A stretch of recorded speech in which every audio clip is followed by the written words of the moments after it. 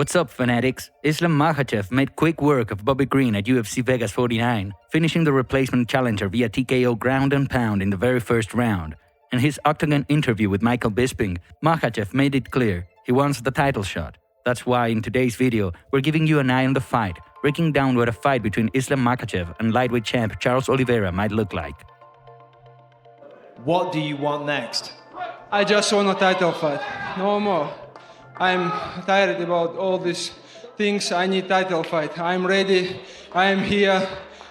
Always ready, always training hard. Just tell me when and where, and that's it.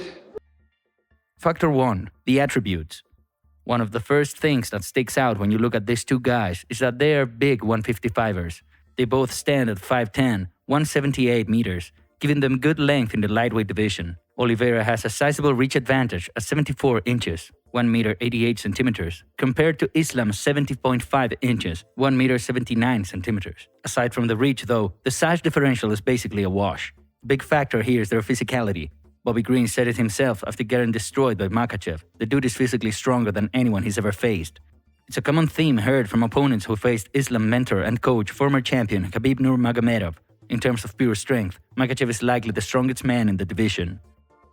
This is what we expect, like finish in first round. Like Islam say, when we in, it's not gonna be 5 rounds, it's gonna be 2 or 1 round, because of a lot of things. Amateur career, professional career, UFC career, all win streak, about his age, about how he's hungry. Everything come together, Islam on different level right now. He needs someone like high level fighter, like we have like same win streak like Charles Oliveira. They have to make this fight. If Charles beat Justin Gaethje, it's gonna be amazing fight. It's gonna be a huge fight for UFC. That plays a huge role in the next factor we're going to talk about. But first, we edge the physical attributes in Islam's favor. Factor 2. The grappling. This is what all the diehards are here for. On paper, this is one of the greatest grappling matchups of our time. Pitting the smothering combat sambo wrestling against the most prolific Brazilian Jiu-Jitsu submission artists in UFC history should have every fan who loves technical grappling watering at the mouth. Do you think that Charles Oliveira is the most difficult matchup for you, the most dangerous opponent for your style? It's gonna be a good fight because we almost have same style, he have good grappling skills, he have good striking, and it's gonna be a good fight, I don't think it's gonna be hard for me. I can take him down easy because I know he don't have good wrestling skills, but his grappling skills high level, and we will see who is better there.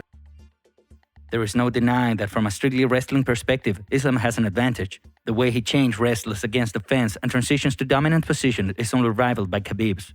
What's interesting here is how Khabib and Islam's styles differentiate.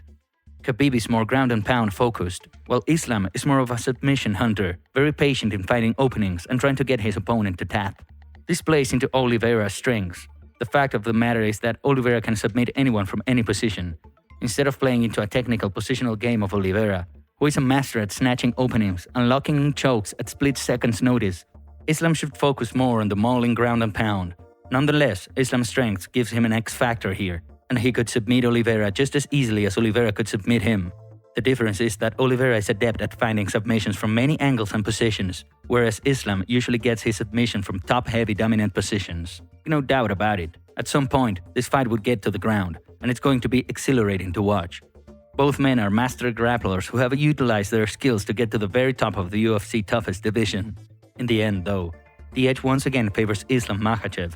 While Oliveira may be the better submission artist, Islam isn't far behind. What gives him the advantage here is the gap in wrestling skills, combined with his physical strength. You watching the fight Saturday night? Just way how that one guy that's fight like Khabib, and I was like, Islam Makhachev? Yeah. Yes. And I was like wondering like if a guy would hold me down like that, like the whole fight wouldn't be able to do anything, what would I do? That dude's a bad motherfucker. Yeah. He's for real. That grappling is serious. Because that kid Drew Dober is very good. Mm-hmm. For him to handle Drew Dober that way, I was super impressed. Yeah. To me, Makhachev is it's like obviously he's gonna get compared to Khabib because they're basically brothers and they grew up. He's like Khabib, but I think with better submissions. His ground pound's maybe not as good. Not but Khabib's near his best of all time. Yeah. But he's still probably a 9.5, 10. Khabib's a 15. He's fucking there. Yeah. And then his striking's better. His striking's better. But I agree. would but say here in the main 100%. event, I was really impressed when he fought Drew Dober and what he did. Oh and my God. To get the tap that he got from shoulder pressure on the neck. Nuts. That's telling you how heavy he is, and he was like, "Oh, that wasn't a good performance." Being a homer, he wasn't even being a homer. You know his was. capabilities. You know what? That's the thing. That's what he wants. how He good wants he is. more out of him. Yeah. But then when our second one, what you're talking about is. He's trying to say that he's done as good as Khabib, or he's fought In as his good as first Khabib. 10 fights in the UFC, in is his that what first the 10 fights, argument and you was? go, no, Khabib has a confidence that Islam does not. I agree with John. And I've said the same thing. watch I said the Khabib. same thing. I've Where do you never. think you got it from? Come on, guys. You watch Khabib, and I will tell you, like being in the ring with, I never watched a fighter that was more dominant in every minute of the fight. Agree. Than Khabib. Agree. And so Islam's not there yet. He's not. Through his first 10, he's not there. Factor 3, the striking. Fans might be most excited about seeing how the best Brazilian Jiu-Jitsu player in the UFC history matches up against a combat Sambo master. But the fact of the matter is that every round starts on the feet. How these two match up in the striking will be very interesting to see how it affects other areas of the fight. Both men like to use forward pressure, though for different reasons. Like Khabib, Islam's goal is to push his opponent's back against the fence so he can work a takedown from there. Oliveira prefers to keep his opponent on the back foot, downloading data to hunt for openings that he could exploit later on in the fight. On the feet, Oliveira uses many more weapons. His Muay Thai has made enormous strides in switching camps to Diego Lima's Chute box, and he hasn't lost since. He likely used his reach to pepper Makhachev with his long jab and tips to the body. It will be interesting to see who takes a step back first. If Oliveira wins this fight, it will be because he found a way to keep Makhachev on the back foot. Oliveira also has good strikes in the clinch, working knees to the body and elbows upstairs. Makhachev doesn't strike as much from the clinch, preferring to work his opponent against the cage and drag them down to the canvas. This is one area where the advantage is in the champion's favor. His length couples well with his diversity of attack.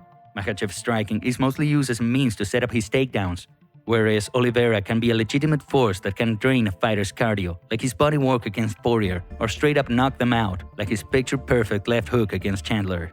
2-1, still in favor of the challenger. Factor 4, fight IQ. You don't get to the top of the lightweight division without a high fight IQ. Even a reckless brawler like Justin Gaethje had to learn the hard way, switching to Trevor Whittman's camp and adopting a more measured approach, leading him to more success. Make no doubt about it, Oliveira and Makhachev have fight IQ in abundance. Makhachev is a master of positioning, doing clever things to dig his opponent into creating openings for him to drag you down to the mat, where it's nearly impossible to escape his wrestling pressure. Islam is on top of you. He's too smart and too strong to let you out.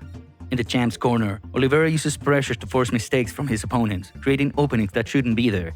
He's very creative in the ways he can use one threat to create a new one. A perfect example of this is the omoplata he threatened Poirier with, causing Poirier to bail out into an even worse position on his back.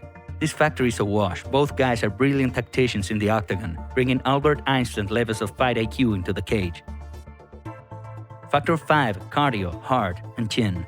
Cardio doesn't seem like an issue for either guy.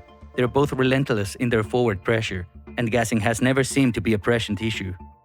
As for heart, things are a bit more interesting. There's no denying that Makhachev quitting under any circumstance seems like a dubious proposition at best.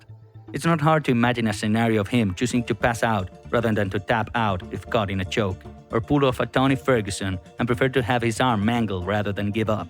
Alternatively, fans can point to instances in the past where it appeared Oliveira gave up. However, those instances came many years ago, usually in a different division. One that's often cited is his fight with Holloway, with many fans not knowing that a potential fatal esophagus injury is the reason Oliveira quote-unquote quit. We can see in more recent fights that Charlie Olives won't fade through adversity. He did everything he could to strive after being badly hurt by Chandler, only to finish in the next round. Speaking of being badly hurt by Chandler, there is a clear win in the chin department. Charles Oliveira is coming off back-to-back bouts where he was knocked down by his opponent. Conversely, Islam Makhachev is one of the hardest fighters to hit in UFC history, with a historical low rate of significant strikes absorbed per minute. While Islam's lone MMA loss came via TKO, it's safe to say that he'll have the fresher, stronger chin in the fight. So while cardio is essentially equal, heart edges to Makhachev, while chin is a runaway for the challenger. how the fight plays out. Both fighters have many ways to win. However, after tallying up the factors, all things seem to point towards Islam Makhachev becoming the new UFC lightweight champion. So much so that the opening betting odds have Islam as 4-1 favorite to beat the incumbent. But how exactly would the fight play out?